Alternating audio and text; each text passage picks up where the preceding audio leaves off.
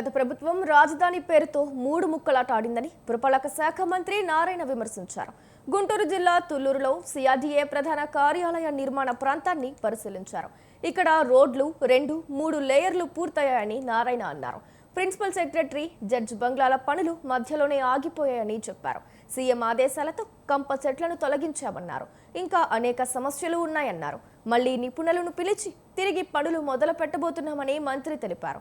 ప్రజల సొమ్ము ఖర్చు చేస్తుందంటూ వైసీపీ తప్పుడు ప్రచారం చేస్తుందంటూ మండిపడ్డారు. ఒక్క పైసా కూడా ప్రజల సొమ్మును ఖర్చు చేయమని స్పష్టం చేశారు.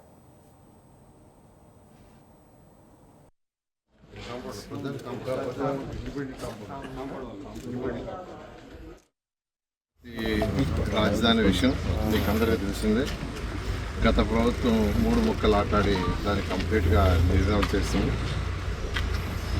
ఏ రాష్ట్రానికైనా ఒక రాజధాని ఉండాలి, కానీ ఈ భారతదేశంలో రాజధాని లేని రాష్ట్రం ఏదంటే మన రాష్ట్రమే.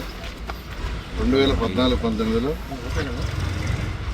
ఆ రోజు ముఖ్యమంత్రిగా ఉన్న నారా చంద్రబాబు నాయుడు గారు దీన్ని ఒక ప్రపంచంలో ఉన్న టాప్ 5 రాజధానిలో దీన్ని ఒక చేయాలని యాక్చువల్ గారు డిజైన్ చేయించడం, దాని యొక్క ల్యాండ్ పూలింగ్ ద్వారా ల్యాండ్ తీసుకున్న రైతుల దగ్గర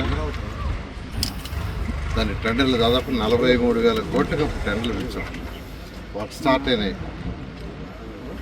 కొన్ని రోడ్లు అయితే 2 లేయర్లు 3 లేయర్లు అయిపోయినాయి.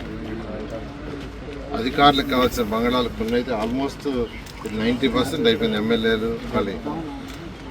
అదేవిధంగా సెక్రటరీసు, ప్రిన్సిపల్ సెక్రటరీసు, మినిస్టర్లు, జడ్జెస్ బంగాళాలు అయితే ఈ విధంగా స్ట్రక్చర్ అయిపోయింది చాలా వరకు. కానీ అవన్నీ కూడా ఆపేయటం, ఈ ప్రభుత్వం వచ్చే లోపల అవన్నీ కూడా ముళ్ళ కంపలు ఉండిపోయినాయి. అంటే ఈ బిల్డింగ్స్ చూడాలంటే ఆ రోజు వేరే పెద్ద బిల్డింగ్స్ టవర్స్ ఎక్కి చూడాల్సి వచ్చింది. టవర్స్ ఎక్కి చూసినా ఆ